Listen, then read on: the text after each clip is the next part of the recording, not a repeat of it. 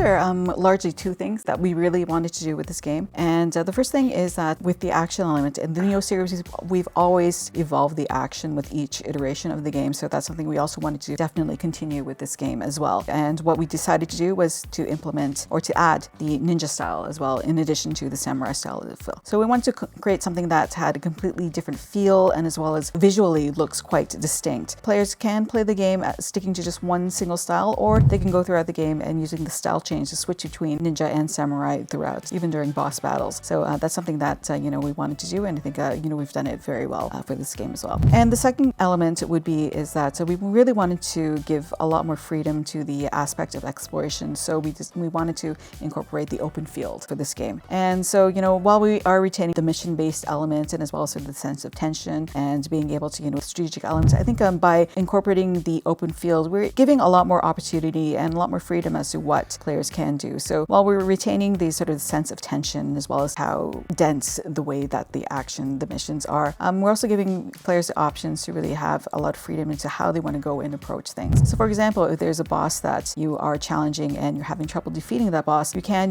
go through that stage again and try and defeat the boss again, or take a side adventure and just kind of do things to kind of help level up and then go back and reapproach that boss and try and defeat that boss again. So we're really able to increase and give a lot more breadth to the strategic options that we have in the game.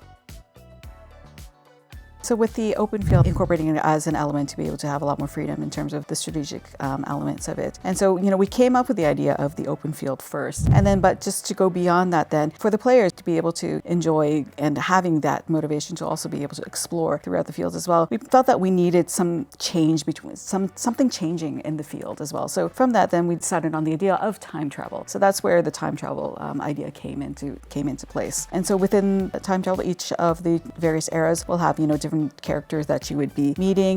There will be different characters that will become your allies or your enemies. Those encounters will be different, and as well as there will be yokai and also guardian spirits that will exist in the various eras as well. And players will probably encounter some characters from previous games in the series that will show up in those certain time periods. The time travel and the open field, we made sure that they were connected, and that was the goal of ours. But also at the same time, with Team Ninja, we do create a lot of sort of Japanese-themed, Japanese-based games such as Nioh and Rise of the Ronin. And in terms of sort of the way that historically the way that Japan looks, the difference is well known by those who are in Japan or who are well versed in Japanese history, but those that are outside of Japan may not know what the differences are with those that between the Heian period and the Edo Japan. With those who know the history are very well aware of the differences, even just by looking at the structures that are in place. But that's not so obvious. It may not be so obvious for those who aren't familiar with Japanese history. We want to make sure that you can feel a greater contrast between these eras as well. So we have the setting of the Hell, the Crucible, and we wanted to make sure that each of these eras will have their own style of the Crucible as well. And so they would be distinct. So you can tell the way this looks, okay, I'm definitely in this era. Making it very easily identifiable. So that those big changes is also something that we wanted to make sure that we would incorporate to also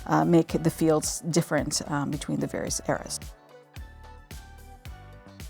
It really came from the idea of wanting to evolve the action and do something really different. And from that, when we kind of thought, well, we've got the samurai aspect to the Japanese world, but, we really wanted to incorporate something that had a feel and looked quite different. And from that, we thought, well, with samurais, we also have, ninjas who are probably as popular or well-known as samurais globally. And so, we decided that, that would be a great idea to incorporate. And, by having the samurai, which is quite a grounded kind of character, very sort of feet on the ground, very, and the actions are heavy. You have ninjas, which are a lot more known for their speediness and have a little bit of a trickster aspect to them. And so we have these vastly different, maybe even, opposite type of styles. But I think by that, having that gap between the two styles and being able to do two completely different things, we were able to do something that would help evolve that action play style that we were aiming for.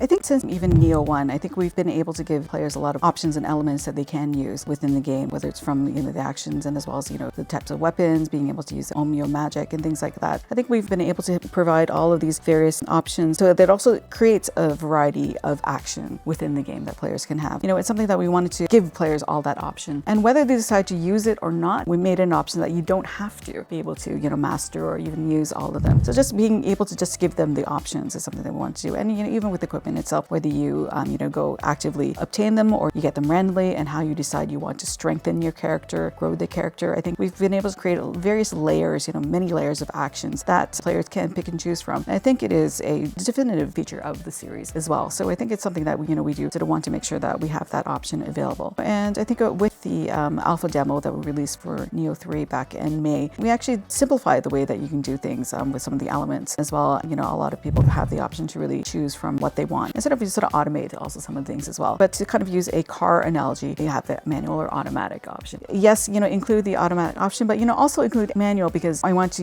choose the elements that I want. So we want to make sure then manually sort of pick and choose how you want to create those things, but also have the opportunity, if you want to automate it, then you can also have the opportunity to automate it. It's not either or, but have both of them available. So we want to really give that. And I think a lot of players are looking forward to being able to kind of create the options and the setup that they think will best suit them from all of these various actions. Because, some people do like that complicated challenge of finding, okay, which things should I put together, really make those discoveries and kind of feel that they're really able to customize that gameplay towards them. And then, there are also those that would rather have that automatic option and use that as well. So I think, be able to having that varied action and being the opportunity to make those sort of delicate adjustments as well is something that is a feature of the Nioh series, and something that that players do enjoy about it as well. We also are quite conscious of making sure that we don't have this one build that is just overpowering and just too powerful as well, that would make the action too strong. And I think in the past, with past games, some of the players are kind of like finding it and they'll share the information on various socials and message boards. But we're hoping that before we release the game, we can quash that element of not having that one too strong build in it as well. When making the first game, we knew we had a masterpiece on our hands, so just thinking about that. But when making the first game, we really weren't sure how it would be received. We were taking the strengths of Team Ninja's action elements and also using Koei's vast resources and knowledge and reputation of using history as a base for the games. But also at the same time, there's the Dark Souls element, so we weren't quite so sure how it would be received. Will they find out about the game? How will it be received by the players? To be quite honest, I really, I wasn't quite confident on how the game would perform once we released the game. Thankfully, it was, we're very happy to hear that was well received, both by players and as well as, by media alike. And, a lot of the players were enjoying it. And so once we sort of saw that, then that's kind of when we decided we have something here. That's where the idea of coming up with Nioh 2 came about with that. And also, even with Nioh 2, after making Nioh 2, I didn't think that we would actually be making a Nioh 3. Even though there were no plans of making a Nioh 3, we heard a lot of feedback from players, comments from players that are, really looking forward to and they want to see a Nioh 3. I don't mean to make it, too saccharine or sweet, but, it really, hearing those voices gives our team, the motivation to be able to, create a new game, sort of being the power behind us. And we are very grateful for the positive feedback of the players that have been enjoying the game. So in short, no, we did not think that we'd be here 10 years later. A very precise game-related answer will probably come from Shibata, so I will answer it in a different way. But I've been involved in the game for 10 years or so, and there's never once been a moment that I've ever thought when playing the game that I'd wanted to quit. I think even when you do play in Nioh and you are defeated, you still have the motivation that, okay, let me try something different in order to be able to overcome the boss. Let's just kind of change maybe the equipment that I'm using, or maybe, do something a little bit different in the action parts of it. So I think that sort of right brain, left brain element where sort of you've got that immediate reactive element, but then also okay, maybe I should strategize. So you're kind of using both sides of the brain. So you're really thinking a lot and really gives you a lot to think about, and something that, really keeps you going in the game as well. So I think even it being with the third game and we are having the new elements of sort of the open field and the ninja action game, I think it's a game that you will continuously sort of evolve that kind of left brain, right brain experience that you have. And I think people will be surprised at what they will do. And it's kind of really hard to explain when you're not actually playing the game. People will play the game and say, oh, this is different, or this has changed. And I think they'll be able to find those things that, that we are trying to convey. And when they pick it up, they'll find those surprises that are in store. And with this game, with the open field element in it, you can actually play with various places with co-op multiplayer. And actually, it is possible to fully play the game in co-op from the start to just right before the ending. You can be up to a party of 3, play throughout the game. And so you can go exploring along with your friends or with other players in the field, travel and traverse the field together, or even within the field, go in separate directions and then just reconvene right before you defeat the the boss, that kind of thing. So, you can play together all the way through, or, maybe join up at separate points, be able to experience the game like that. And obviously you can also jump in and also be able to help other players as well. So there's that element of strategy that we've had from previous games as well. And, obviously friends or people that you don't know that you can form an online party with. So I think with those exploration elements, I think we've been able to do a lot more that people had not expected to see in Nioh 3. And I think they'll be really surprised and really happy to see what's in store for them.